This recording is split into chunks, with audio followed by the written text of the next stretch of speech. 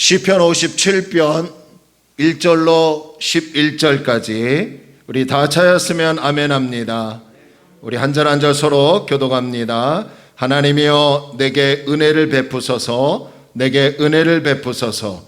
내 영혼이 주께 피하되 주의 날개 그늘 아래에서 이 재앙들이 지나가기까지 피하리이다.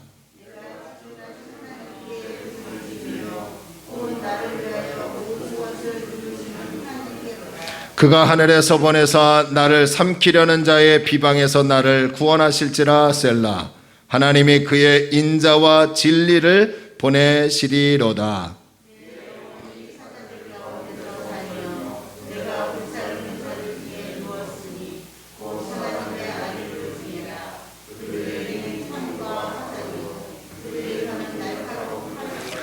하나님이여 주는 하늘 위에 높이 들리시며 주의 영광이 온 세계 위에 높아지기를 원하나이다.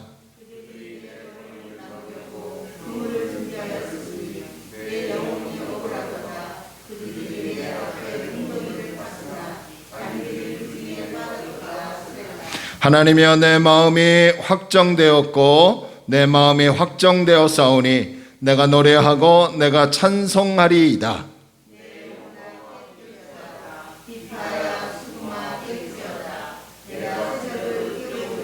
주여 내가 만민 중에서 주께 감사하오며 문나라 중에서 주를 찬송하리이다.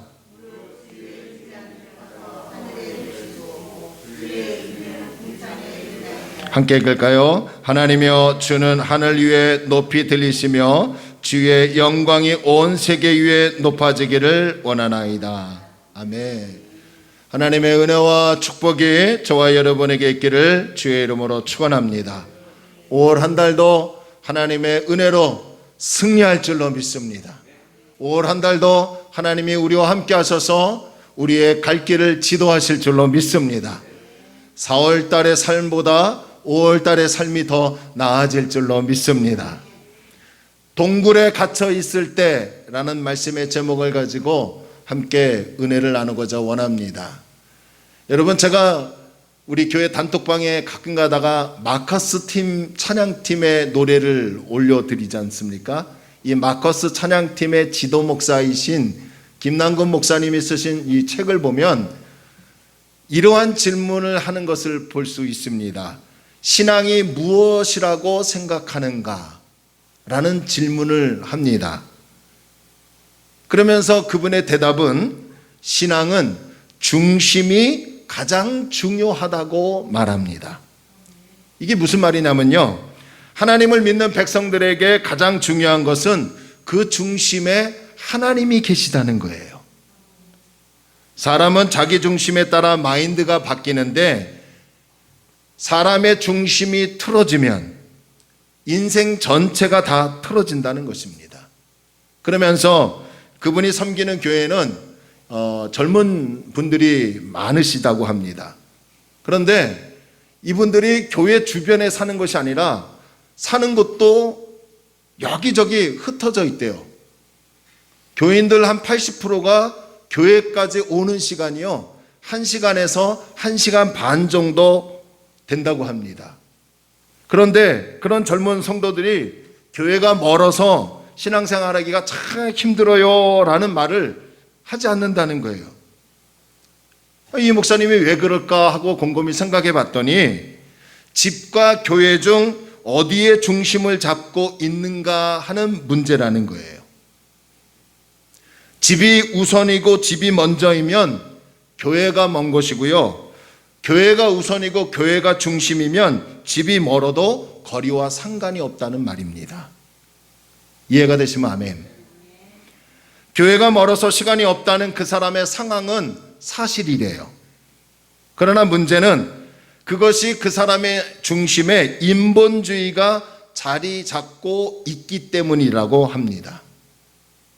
내 중심에 하나님이 자리 잡고 계시지 않는다면 아무리 가까워도 교회가 멀다고 느껴질 것이고, 반대로 내 중심에 하나님이 자리 잡고 계시다면 나의 여건과 상황이 중요하지 않다고 그 목사님이 말씀하시더라는 거예요.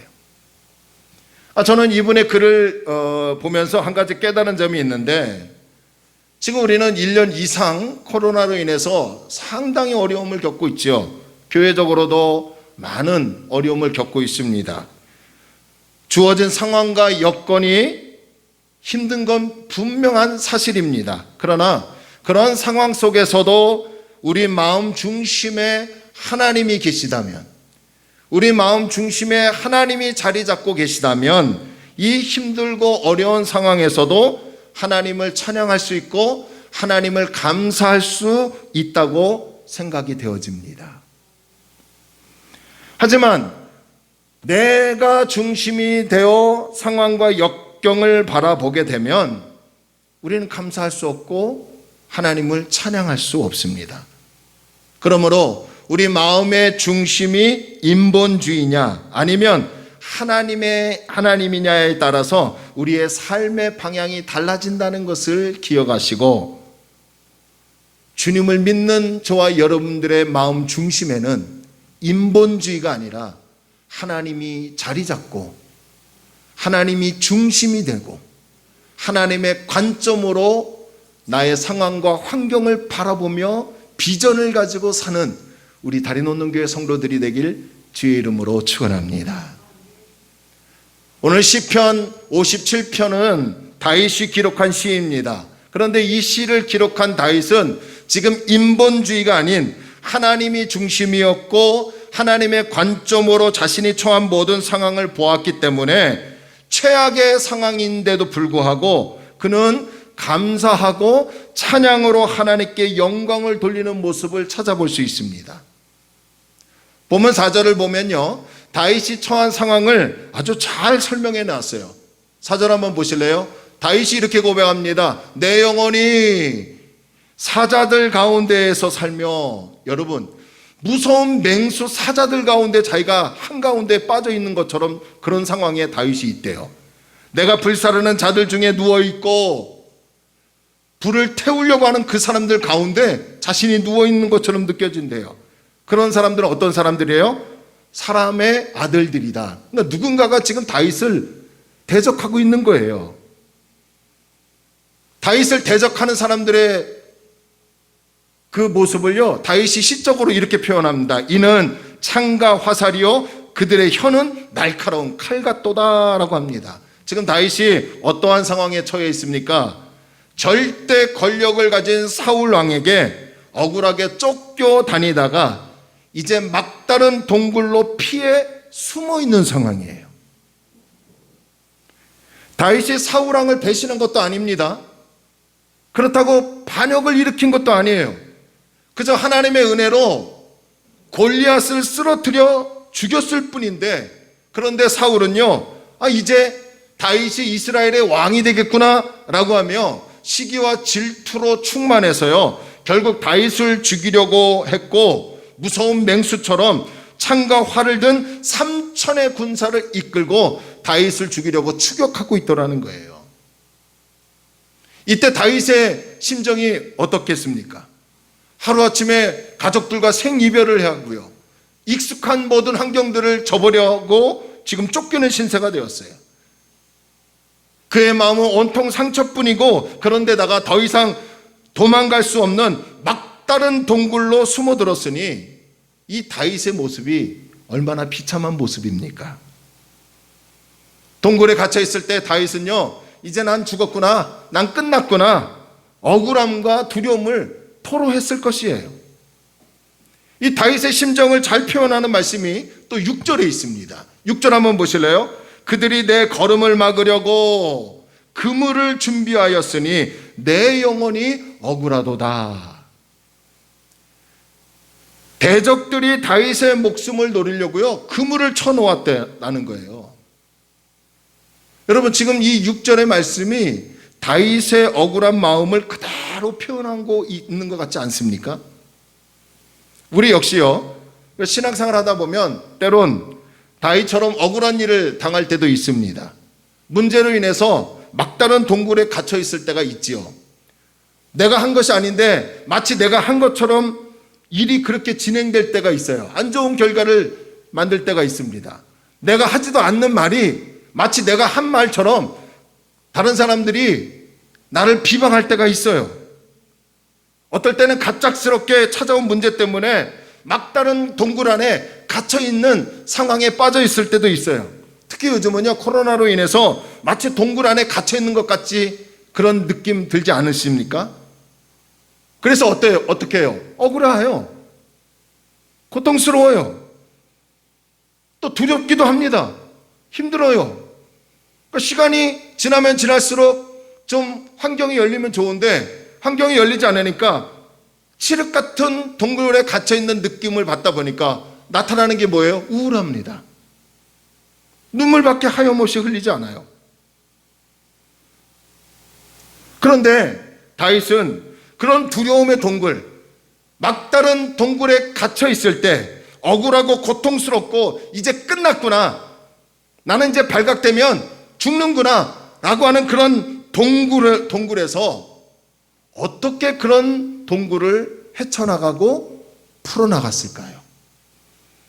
저는 오늘 다윗을 통해서 신앙을 배우기를 소원합니다. 이 다윗의 신앙을 통해서 우리도 동굴 안에 갇혀 있다면 다윗처럼 그 동굴에서 나올 수 있는 하나님의 은혜가 5월 한 달에 저와 여러분에게 있기를 주의 이름으로 축원합니다. 첫 번째, 다윗은요, 자신이 처한 동굴을 하나님 앞으로 나아가게 하는 계기로 만들었다는 거예요. 다윗이 더 이상 도망갈 곳이 없는 막다른 동굴로 피해 있을 때 뒤쫓아오는 사울왕의 군사들을 보고 이제 끝났구나 체념하며 아유 살아서 뭐할까 라고 하며 모든 것을 포기하지 않았다는 거예요. 오히려 그런 상황을 하나님께 가지고 나아가는 계기로 만들었어요. 1절을 보면 알 수 있어요. 1절 봅시다. 하나님이여 내게 은혜를 베푸소서, 내게 은혜를 베푸소서. 내 영혼이 주께로 피하되 주의 날개 그늘 아래에서 이 재앙들이 지나가기까지 피하리이다. 다윗은 동굴에 갇혀 있을 때요, 하나님 왜 저를 이렇게 만들었습니까? 내가 골리앗을 쓰러뜨려 죽인 것이 내 힘으로 가능했습니까? 그런데 왜 사울왕이 나를 죽이려고 합니까? 골리앗을 쓰러뜨리고 나라를 구원하지 않았습니까? 이거 하나님의 은혜로 된 거 아닙니까? 근데 왜 내가 쫓겨다녀야 합니까? 내가 왜 이렇게 살아야 합니까? 라고 하지 않았어요. 오히려 마지막 그 동굴 안에 갇혀 있을 때 칠흑 같은 어둠, 습기 많은 그 동굴에서 다윗이 뭐라고 합니까? 하나님이여 나를 불쌍히 여겨 주옵소서, 나를 불쌍히 여겨 주옵소서라고 기도하며 하나님의 은혜와 궁유를 기대하더라는 거예요. 그러고 보면요, 우리의 신앙은요, 문제를 만났을 때 원망하고 불평하느냐 아니면 그 문제를 가지고 하나님께 나아가느냐로 나뉘어질 수 있더라는 거죠. 문제로 인해서 하나님을 불신하고 원망하고 두려움에 갇혀있는 사람에게는 하나님의 은혜와 감동이 없을 것이지만 반대로 문제를 가지고요, 하나님 저를 불쌍히 여겨 주옵소서, 내게 은혜를 베풀어 주옵소서 라고 하며 하나님께 그 문제를 가지고 나아간다면 주님은 반드시 우리가 생각할 수 없는 놀라운 은혜의 일들을 열어주실 줄로 믿습니다. 설교를 준비하다가 문득 하나님의 측은지심이라는 이 단어가 떠오르게 됐어요. 이 누가복음 15장에 보면요, 어느 부자 아버지에게 두 아들이 있었는데 이 둘째 아들이요, 아버지가 살아계시는데도 불구하고 아버지께 찾아가 아버지가 돌아가시면 저에게 유산을 주기로 하지 않았습니까? 돌아가시기 전에 저에게 유산을 좀 주옵소서. 여러분 이거 있을 수 있는 거예요? 부모가 살아있는데 유산을 달라는 게? 그래서 아버지가 하는 수 없이 이 둘째 아들에게 유산을 떼어줍니다. 그리고 이 둘째 아들이요, 이 유산을 가지고요, 먼 타국 땅으로 여행을 떠납니다. 거기서 흥청망청 먹고 마시고 타락합니다. 방탕합니다. 그런데요, 참 여러분, 세상 이치가 그런 것 같아요. 돈이 많이 있을 때는 사람들이 친구가 되어 함께 해주는 것 같은데요, 돈이 다 떨어지니까요, 이 아들에게요, 그 함께 놀고 먹었던 친구들이요 다 떠나가더라는 거예요. 탕진하니까요 이 아들 혼자만 남았어요. 급기야는요 먹을 것이 없어서 어떻게 한 줄 압니까? 성경에 보니까요 돼지 우리에 들어가서 돼지밥을 먹었다는 거예요. 얼마나 비참합니까? 돈 있을 때는 사람들이 다 친구 같고 나를 도와줄 것 같고 나와 영원히 함께 해줄 것 같은데 돈이 다 떨어지니까 다 떠나가더라는 거예요. 가장 비참하고 힘들 때요 모든 것을 다 잃어버렸을 때 이 둘째 아들이 누가 생각났겠어요? 아버지가 생각났어요. 아버지의 품이 그리웠어요. 그래서 이 둘째 아들은 결단합니다. 내가 아버지의 종으로 살아도 여한이 없다는 마음을 가지고요 다시 아버지께로 돌아갑니다. 그런데 이 아들은요 걱정이 많아요. 아버지께로 돌아가면 문전박대 받지 않을까, 아버지께 돌아가면 재산을 탕진했다고 혼나진 않을까, 이런 걱정으로 아버지께 찾아갑니다. 그런데 놀랍게도요 아버지가 자신을 태하는 이 둘째 아들을 대하는 태도가 어땠다고 성경은 얘기합니까? 아버지가 이 아들을 어떻게 맞이했어요? 누가복음 15장 20절 보실래요? 여러분 앞에 스크린 볼까요? 우리 함께 읽을까요? 시작. 이에 일어나서 아버지께로 돌아가니라. 아직도 거리가 먼데. 할렐루야. 아까 우리 예배 전에 서성원 장로님하고 그런 말씀을 나눴어요. 부모는 자식들에게 한없이 베풀지만 자식은 부모를 향해서 계산적이다고. 맞는 것 같아요. 아니 저도요 조금만 힘들면 손 내밀었거든요. 아버지 교회가 좀 그런데, 교회 핑계 대고 교회가 이런데 조금만 빌려주세요. 여지껏 목회하면서 갚아본 적 없어요. 그게요. 근데 제가 또 여유가 생기면 우리 부모님께 잘하느냐? 그렇지 않아요. 그런데요 이 아버지는요 저 멀리서 누군가가 오는데 그게 누구예요? 딱 보니까 자신의 둘째 아들이에요. 어떻게 했다고요? 아버지가요? 아버지가 그를 보고 멀리서도 부모는 자식을 보더라는 거예요.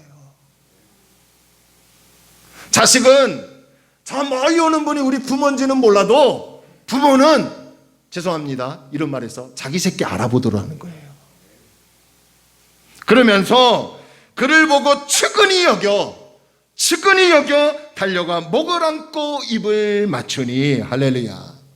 이 아버지는요 문 밖에서 매일 둘째 아들이 돌아오기를 기다렸어요. 그런데 어느 날 저 멀리서 아들이 돌아오는 것 같아요. 그래서 달려갑니다. 그리고 그 아들을 향해서 너 왜 재산 탕진했니? 너 왜 방탕하게 살았니? 너 왜 내가 살아있을 때 재산 달라고 그랬니? 너 괘씸하도다 라고 하지 않았어요. 이 아버지는 혼을 내거나 문전박대하지 아니하고 그 아들을 측은히 여겨 달려가 목을 안고 유대인의 문화대로 입을 맞추더라는 거예요. 바로 이 아버지의 측은지심이 우리를 향한 주님의 마음이시라는 것을 믿으시기 바랍니다. 우리가 믿고 있는 예수님은 주님 품으로 돌아오는 사람에게는 측은히 여겨주시는, 불쌍히 여겨주시는 사랑이 많으신 분이심을 여러분 믿으시기를 주의 이름으로 축원합니다. 목회를 하다 보면요 저도 스트레스 받죠. 저도 예수님이 아닌 이상은 스트레스 받는 거 당연합니다. 때론 문제도 이런저런 일로 인해서 힘들 때도 있죠. 그럴 때마다 하나님 앞에 기도합니다. 주님 저를 좀 불쌍히 여겨주옵소서, 주님 저를 좀 측은히 여겨주옵소서 라고 기도하면요 제 마음에 하나님의 성령이 이런 마음을 줍니다. 내가 너를 사랑한다. 내가 너와 함께한다.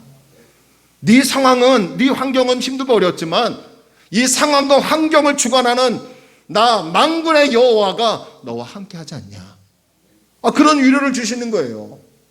그런 위로가 있기 때문에요 제가 목회 사역 감당하는 것 아니겠습니까?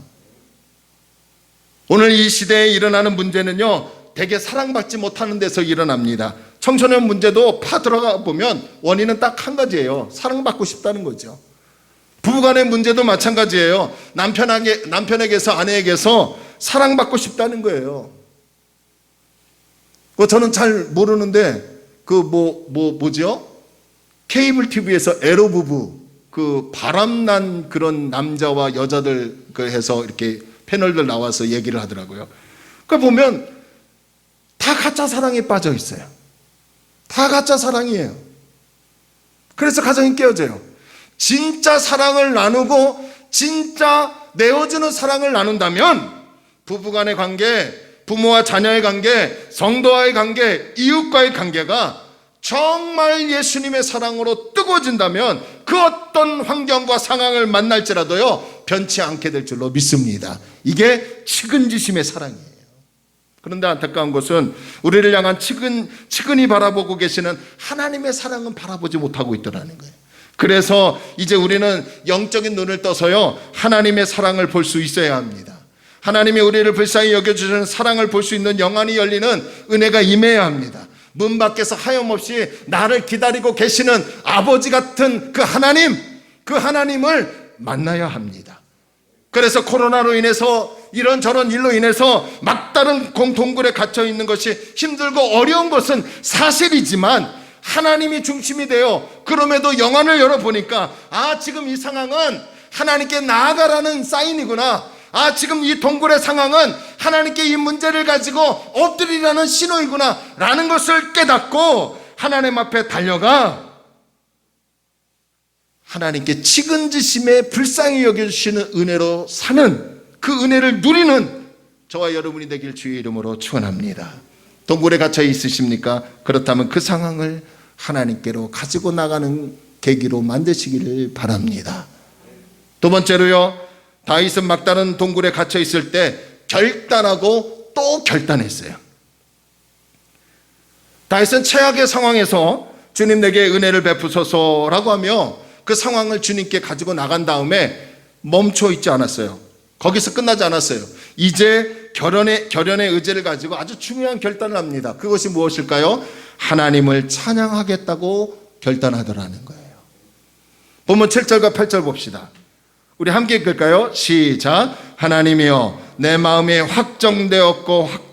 확정되었사오니 내가 노래하고 내가 찬송하리이다. 내 영광아 깰지어다. 비파야 수금아 깰지어다. 내가 새벽을. 여러분, 지금 칠흑같이 어두운 동굴에 갇혀있는 다윗은 내 마음이 확정되었습니다. 내 마음을 정했습니다 라고 외치며 어떻게 정했다고요? 나는 노래하기로. 누구를? 하나님을 찬양하기로.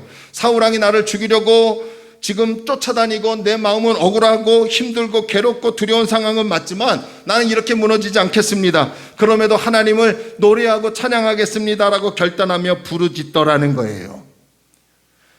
다윗이 슬픔에 잠겨서 노래 부르겠다는 것이 아니라 하나님께 기쁨으로 찬양하겠다고 결단하더라는 거예요. 그는 의식적으로 가식적으로 찬양하는 것이 아니라 열린 마음으로 하나님을 찬양하고 싶은 간절한 마음이 있었기 때문에 언제부터? 새벽부터 하나님을 찬양하기로 확정했습니다 라고 결단하더라는 거예요.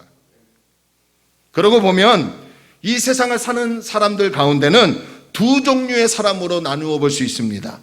한 부류는 시편 57편 6절에 갇혀 있는 사람. 날마다 내가 억울합니다, 괴롭습니다, 힘듭니다, 고통스럽습니다 라고 토로하며 캄캄한 동굴에 갇혀 있는 사람이 있어요. 그러나 반대로 한 부류는 6절의 상황은 맞지만, 그것이 사실이지만 그 상황을 깨트리고 박차서 7절과 8절로 이어져 결단하고 또 결단하여 하나님을 노래하고 하나님께 영광 돌리는 그러한 사람이 있더라는 거예요. 여러분, 다윗이 왜 내가 확정했습니다 라고 하며 두 번씩이나 고백했을까요? 우리의 감정이라는 것이 한 번 결심한다고 되는 것이 아니기 때문에 그런 거예요. 될 때까지 확정하고 확정해야 합니다. 지금 우리가 캄캄한 동굴에 있다고 해서 하염없이 슬픔에 잠기지 말고 그러한 것들을 다 떨쳐버리고 하나님이 베풀어 주신 은혜의 기쁨을 얻어야 하지 않겠습니까? 하나님이 우리에게 은혜를 주시고 측은히 여겨주시는 것은 당연하지만 그렇다고 누워 있어서 감 떨어지듯 마냥 기다려지고 마냥 기다려서 얻어지는 것이 아니라 하나님의 은혜를 더욱더 기대하고 하나님께 나아가야 되지 않겠습니까? 하나님의 은혜는 가만히 있는 사람에게도 임하지만 하나님의 은혜는 조금 더 말씀을 믿고 실천하고 따를 때에 더욱 강력하게 임한다는 것을 믿으시기를 바랍니다. 우울하고 두렵고 원수들에게서 둘러싸여 괴로울 때 그런 상황에 함몰되지 않고 하나님의 은혜가 나의 내면에 가득 채워질 때, 할렐루야, 하나님의 은혜가 내 내면에 충만할 때 그때 상황을 바라보는 눈이 달라지는 거예요. 그때 나의 삶은 분명한 동굴이지만 그 동굴 밖을 볼 수 있는 영안이 열리는 거예요. 꿈이 생겨요. 비전이 생겨요. 그래서 내가 확정했습니다라고 2번 결단하는 것은 끊임없이 무너지는 내 마음을 또 결단하고 또 결단하여 하나님께 나아가라는 거예요. 사무엘상 16장을 보면 쫓겨다니는 다윗과 칼과 창과 활을 들고 다윗을 쫓아가는 이 사울 왕의 상태에 대한 부분을 발견할 수 있어요. 사무엘상 16장 13절 14절을 봅니다. 여러분 앞에 보실래요? 제가 봉독합니다. 사무엘이 기름불병을 가져다가 그의 형제 중에서 그에게 다윗에게 부었더니 이날 이후로 다윗이 누구의 영에게 크게 감동했다고요? 하나님의 영. 할렐루야. 성령의 은혜가 다윗에게 임했어요. 그런데 반대로 14절 보세요. 14절. 여호와의 영이 사울에게서 떠나고, 누구에게서 떠나고요? 사울 왕에게서 떠나고 여호와께서 부리시는 악령이 사울을 번뇌하게 한지라. 여러분 보세요. 지금 다윗은 하나님의 영에 크게 감동되었고, 반대로 사울 왕은 어떤 상태에 있다고요? 여호와의 영은 떠나고 여호와께서 부리시는 악령이 사울을 지배하여 번뇌하게 되었다라고 합니다. 여호와의 영에 감동된 다윗은 시편 57편에서 동굴에 갇혀 있는 건 맞지만 그 어떤 상황에서도 내 마음이 확정되었사오니라고 결단하며 하나님을 찬양하고 기쁨을 빼앗기지 않았다는 거예요. 반대로요, 모든 권력을 쥐고 다윗을 죽이려고 한 사울은 아이러니하게도 악령으로 인해 날마다 번민이 쌓이고 또 쌓이더라는 거예요.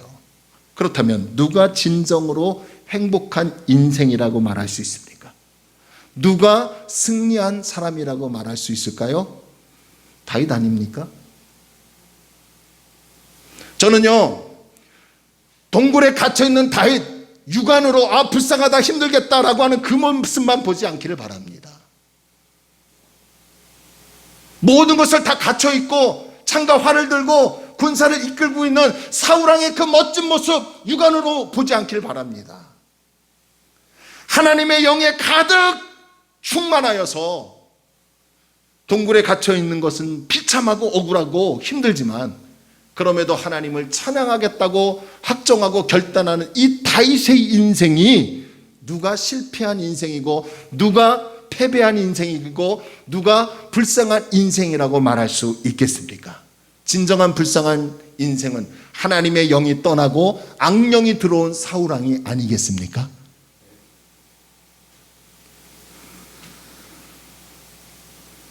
이제 우리는 막다른 동굴에 갇혀 있더라도 그럼에도 나는 마음을 정했습니다. 내 마음을 확실히 정했습니다. 결단하며 주님을 기쁨으로 찬양할 수 있는 이 믿음의 성도, 믿음이 진전일보하는 저와 여러분이 되기를 소원합니다. 마지막으로요, 다윗은 동굴에 갇혀 있을 때 감사로 주님께 영광을 돌리는 것을 볼 수 있습니다. 자, 우리 9절 한번 보실래요? 9절 우리 함께 읽을까요? 9절 시작. 주여, 내가 만민 중에서 주께 감사하오며 문나라 중에서 주를 찬송하리이다. 여러분, 솔직히 다윗이 겪고 있는 상황은 하나님을 찬양할 수 없는 우울하고 암울한 동굴이에요. 그런데 다윗의 심령은, 다윗의 신앙은 전혀 캄캄한 동굴이 아니라 마치 태양이 비추어 환하게 밝게 빛나는 동굴이더라는 거예요. 이것이 어떻게 가능했을까요? 어떻게 죽음의 동굴에서 주님을 향해서 찬양하기로 결단했고 어떻게 죽음의 동굴에서 하나님께 감사로 영광을 돌릴 수 있었겠습니까? 저는요, 두 가지 확신이 다윗에게 있었다는 것을 발견했어요. 하나는요, 하나님만이 자신을 건져주신다는 분명한 확신이 다윗에게 있었어요. 3절 보실래요? 3절. 자, 3절. 여기서 그가는 누구예요? 다윗이에요? 아니죠. 하나님이 하늘에서 보내사 나를, 다윗을 삼키려는 자의 비방에서 나를 어떻게 한다고요? 자신을 구원하실지라. 1절에서는 재앙들이 있었고요. 여러분, 3절에서는 비방하는 사람들이 있었고, 4절에서는 창과 화살과 칼들이 있었고, 6절에서는 그물이 있었고 웅덩이가 있었어요. 다 이런 모든 것들은 누구를 향해 있는 거예요? 다윗을 향해.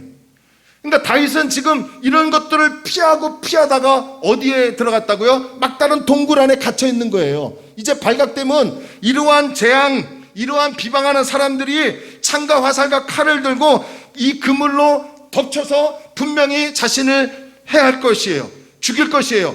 그런 상황에서 다윗은 뭐라고 합니까?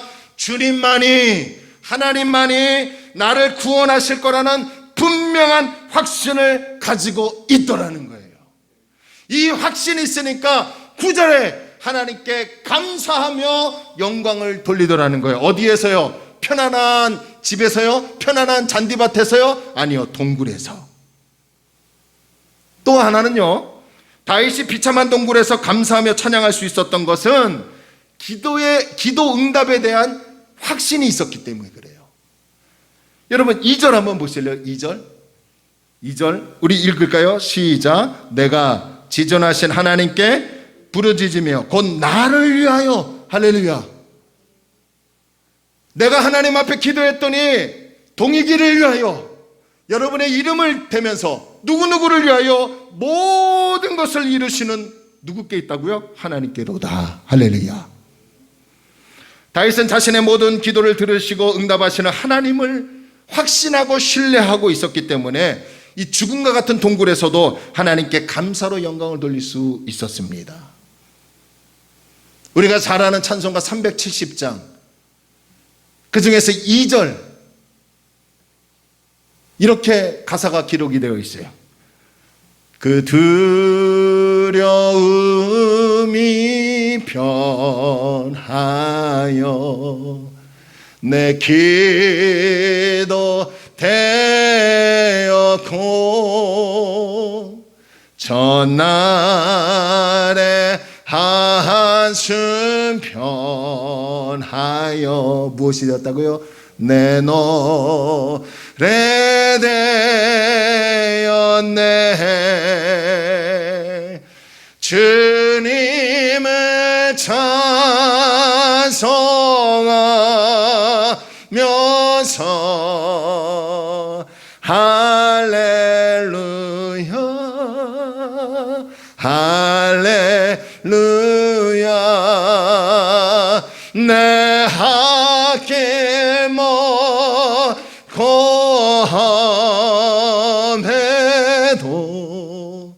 나 주님만 따라가리.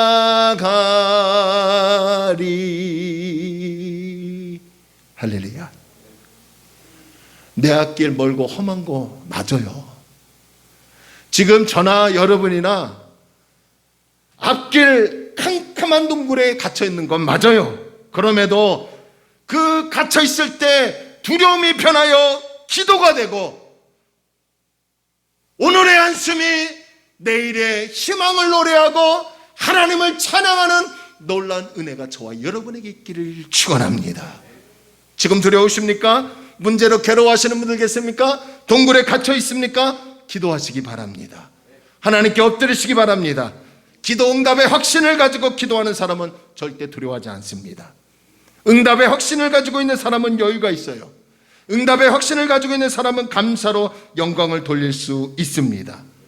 어쩌면 꼭 그런 것만은 아니지만 어쩌면요, 캄캄한 동굴에서 우리를 건져내실 주님에 대한 확신이 없기 때문에, 기도에 대한 응답이 확신이 없기 때문에 기도하지 못하고 감사하지 못하는 것이 아닐까요? 말씀을 정리합니다. 동굴에 갇혀있는 상황과 문제가 사실입니다.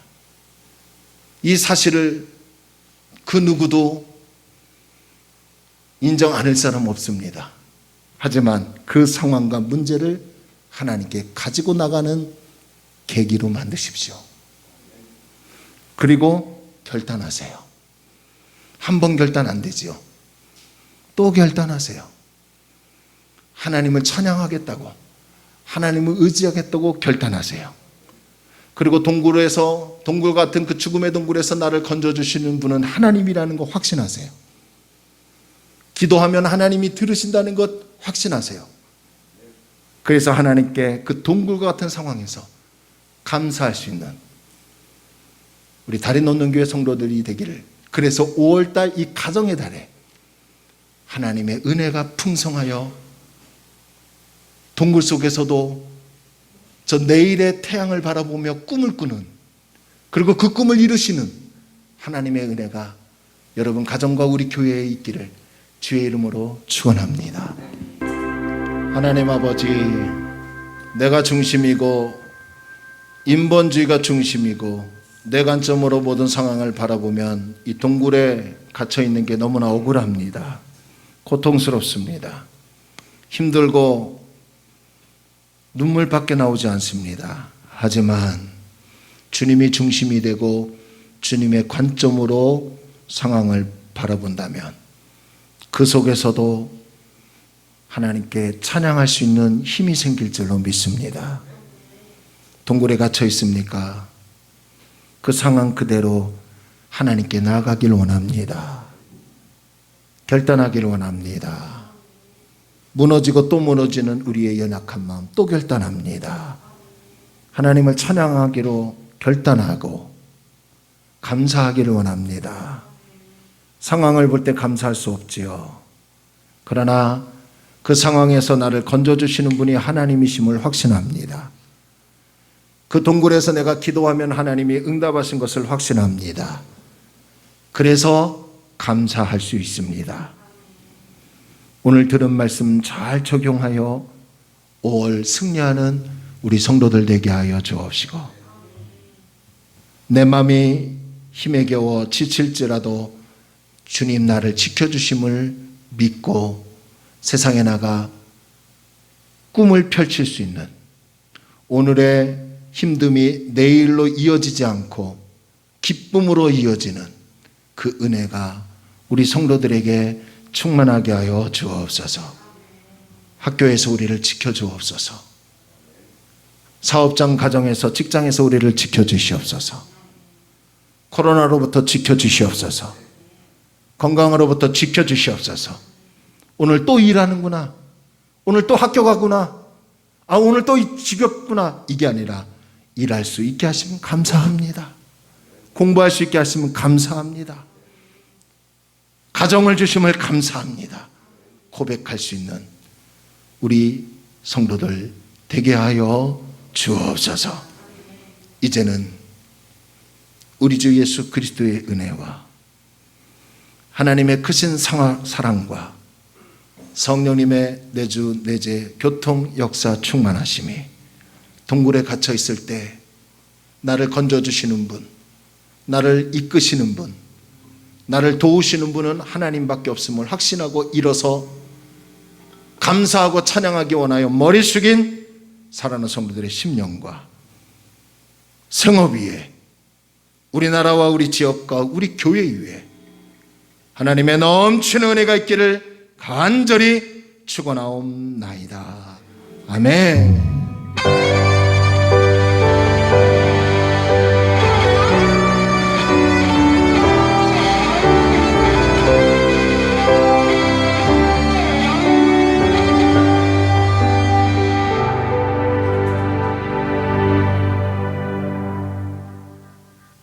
아멘. 할렐루야. 우리 하나님께 영광의 박수 올리겠습니다.